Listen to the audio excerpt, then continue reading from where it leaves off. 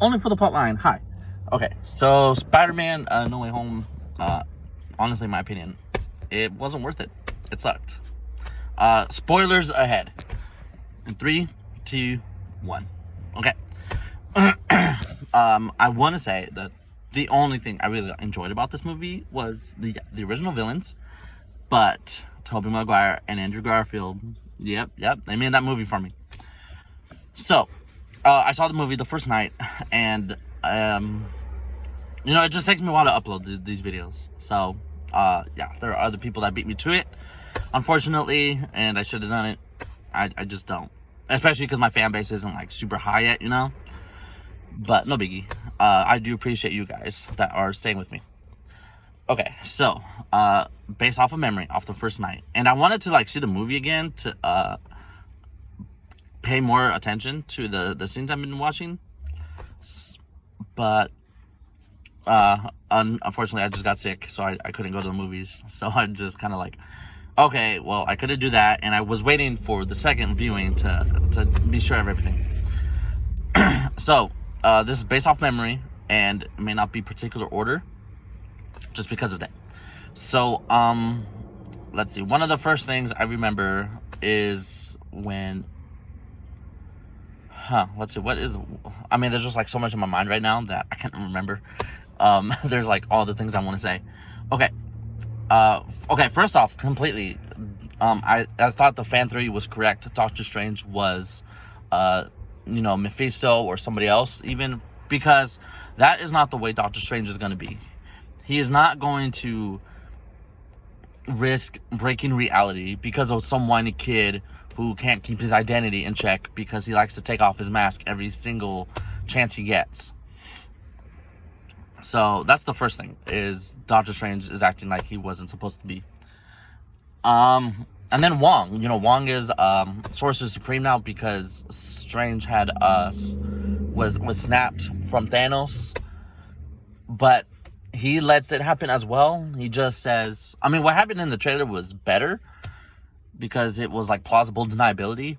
But now he just he practically knows. He knows. He just says, don't mention me. Oh, you're mentioned. So Wong and Strange, Wong wasn't like that, but whatever. And Strange should not have been like that either. Let's see. In the movie, they did keep Peter Parker's mocking of Dr. Octopus's name. So we still have that to deal with. For some reason, it laughed. People laughed. I don't know why. But there are my own theories to that. Let's see here. He beats Doctor Strange in the mirror dimension, which I guess isn't totally unrealistic. But he even beats him out of out of his body. Doctor Strange does that spirit body thing, and he's separated, and he's still able to keep the box away from him. I think this movie just catered to Spider-Man to give him a good name or whatever, and just kind of mess up with everybody else, like Doctor Strange. And then, why does Doctor Strange only do portals once? At one point in that scene, Spider-Man's web slinging his own leg to swing out of there. And then after Doctor Strange gets beat, after Spider-Man, or Peter Parker in this case, gets back into the Spider-Man body and then starts swinging away. You can't do that again. What was wrong with it? It kept you right in front of him. And then that's when you had to do the whole mirror dimension thing again. Oh my goodness. This movie has so much wrong with it, I swear. Let's see what else happened. Okay, so Ned, the friend, and I had many comments for him. At one point when him and MJ are talking about wanting to see Pete because, he let his aunt die. He does the hand thing. He's like, I want to see my buddy Peter Parker, and then we get Andrew Garfield. Okay, that was cool. But Doctor Strange, struggled with that. He did not get it right away. And of course, it's for the beginning part when they all meet up. the friends, because Peter needs their help. He's like, my mom or my whoever family member says we're magical. And then I don't know what Doctor Strange says, but then that's the only reason you're able to do this now, is just because someone in your family says you're magical. So I guess they need this for the plot to go on. No, it doesn't make sense. And he could just do it free willy and at the freaking dinner table. And then you only do it twice. You're like, okay, I brought back another Spider-Man. Not the right Peter Parker from my universe.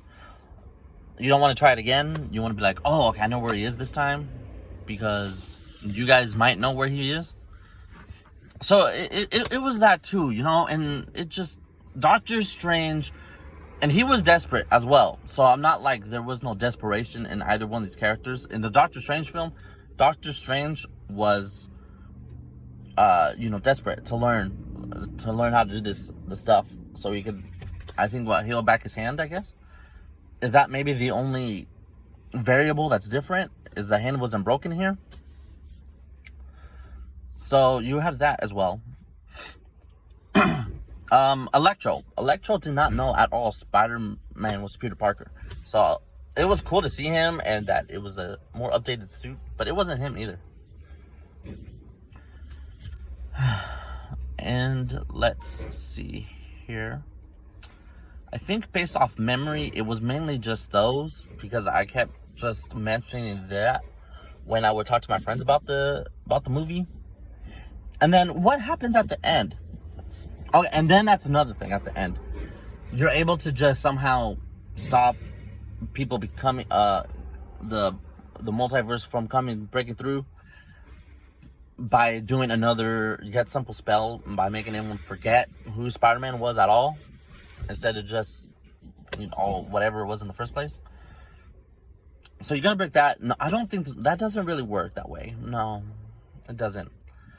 And I do want to get references in these movies in, by the way. And I don't know if you guys got my last one, but it was Cat in the Hat. But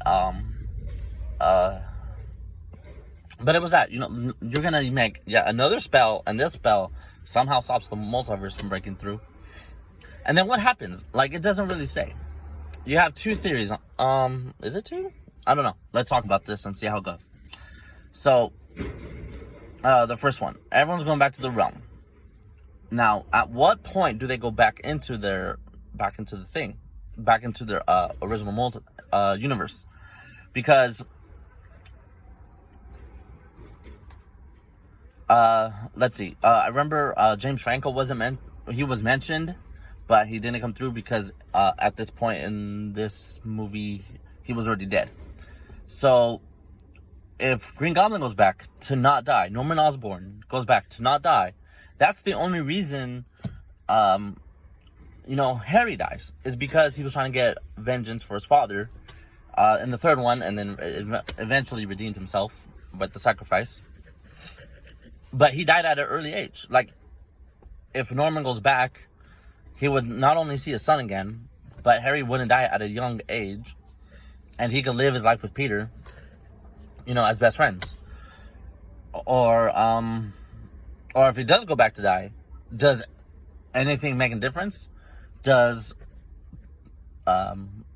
Maguire Peter remember? Will Garfield Peter remember their time spent with Holland? I don't know. Okay, backtracking to the movie. And this was the first one I wanted to mention, but I got caught up with the other ones. When Doc Ock has Holland Spider-Man out against the pillar, I'm pretty sure, and this was one of the things I wanted to see it for. I'm pretty sure his claw trapped him against the pillar with his arms trapped. Because there's that one scene in the movie where he doesn't move yet at all, and the arm acquires the nanotechnology, the nanotech, and then Peter's able to have his arm out to do the arm computer thing and take control of it. I don't think that really happened either. I think he had his arms trapped, so which means he wouldn't have been able to do anything in the first place. And this movie just had a bunch of plot lines, characters acting like they wouldn't act like. And it really was just a waste of time, honestly. And the ending was absolute trash. I don't really care if Peter couldn't get back his girlfriend. Honestly, I don't care. It was nice to see Andrew Garfield redeem himself, though. I don't think he should have, but it was nice to see it. Because it almost made me cry. Well, I thank you for putting up with me in this movie plotline. It would have been nice to talk with a friend, but that was kind of another reason it got delayed as well.